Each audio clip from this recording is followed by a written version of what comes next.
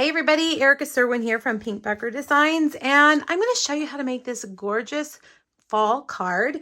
It features the gorgeous leaves, stamp set, and the coordinating dies.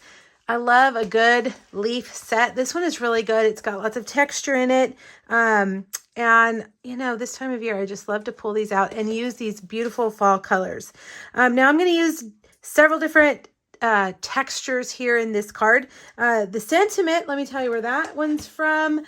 Pretty Pumpkins, which is also another set in our 2021 holiday catalog. So we're going to use that one right there. All right, we're going to use a variety of dies and papers to create this little cluster for this kind of vintagey kind of well, I don't know, grunge. I don't know, that's not the right word, but you know, this like, just this little arrangement of beautiful things.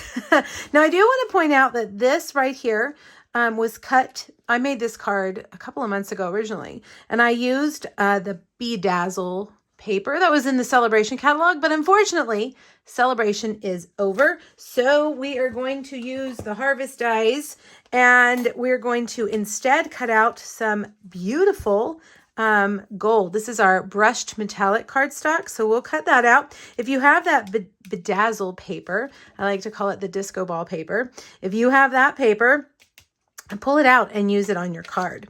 All right, so then I've got cork, which is one of my favorite things in this current holiday catalog. It's very thin. It's paper. It's not thick like some cork you might have gotten before at paper craft areas in the store, but it's paper. So I'm going to use a stitched heart. This is from the Give It a Whirl dies. So we're going to cut that out. Then I've got, let's see, we're going to get our leaves. And I'm going to use the large leaf from Pale Papaya. And I'm going to use this leaf and cut out Cajun Craze. And then I've got an early espresso. Let me come back to those Harvest dies. And we're going to cut out 2 branches from that, okay? I've already cut out my little frame here for my sentiment.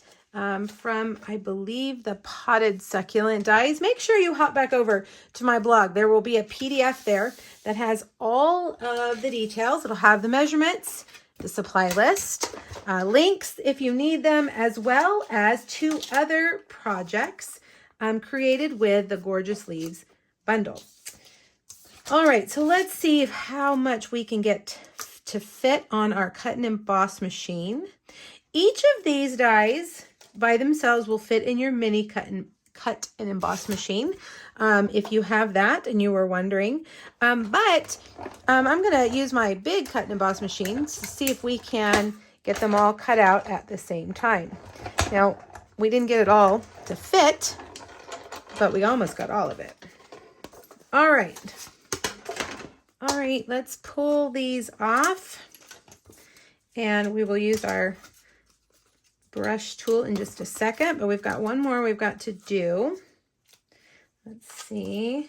We've got to cut another branch. Well, we've got one early espresso branch, and we've got to cut the other one. Let's see how we're going to get these to fit on here. I might need to cut that. How about we do that? Let's just cut this cardstock, and hopefully it will fit on there just like that. All right, so run these through.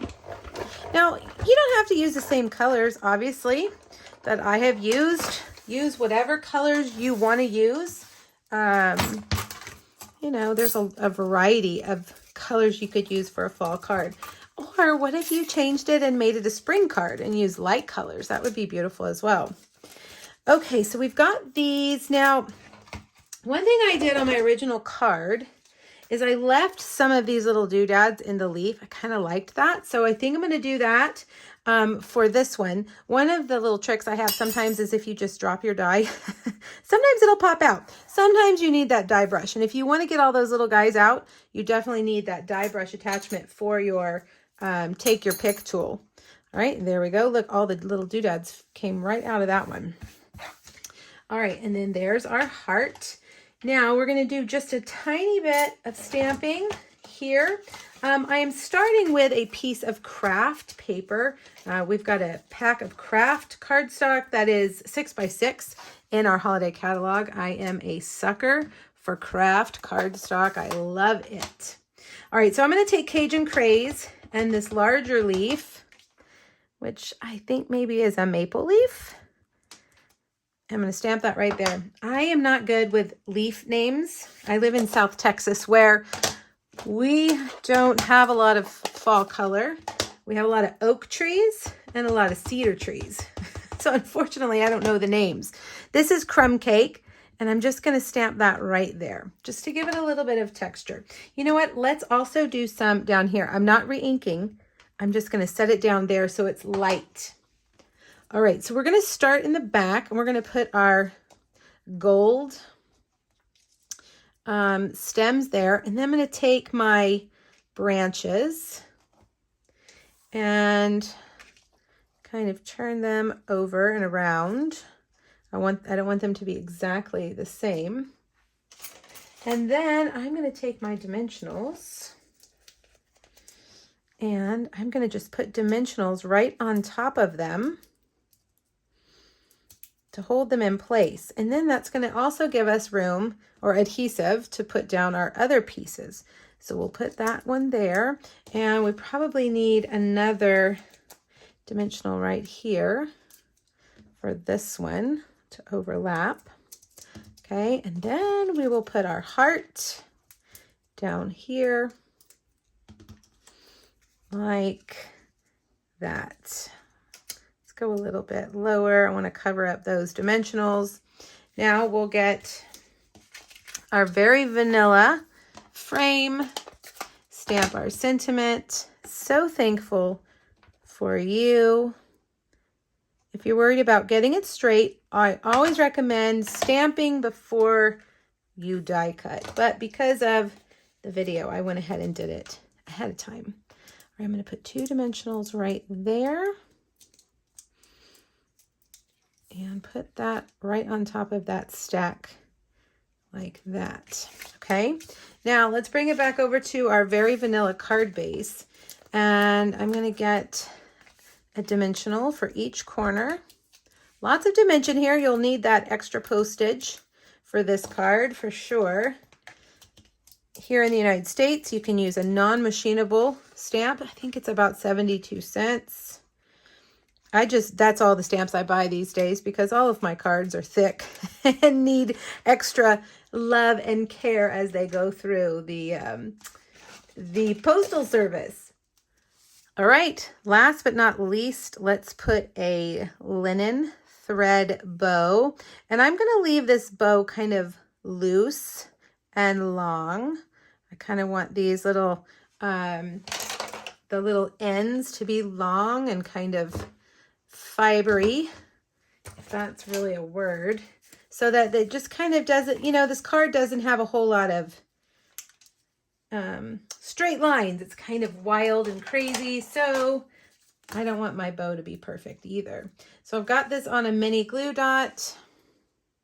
If I can get it to do what I need it to do, come on. And I'm going to turn it and put it right there.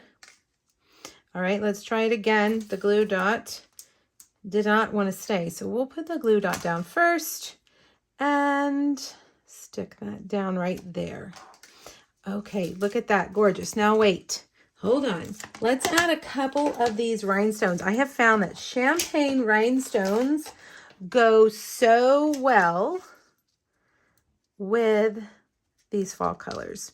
So grab your champagne rhinestones and just put a few right there. And there you have a gorgeous fall card. Thankful for you. Think about your colors. Think about the different things that you could do to make this card look even different. All right, you guys, hop back over to my blog, grab that PDF, and make one for yourself. Thanks, everybody. Bye-bye.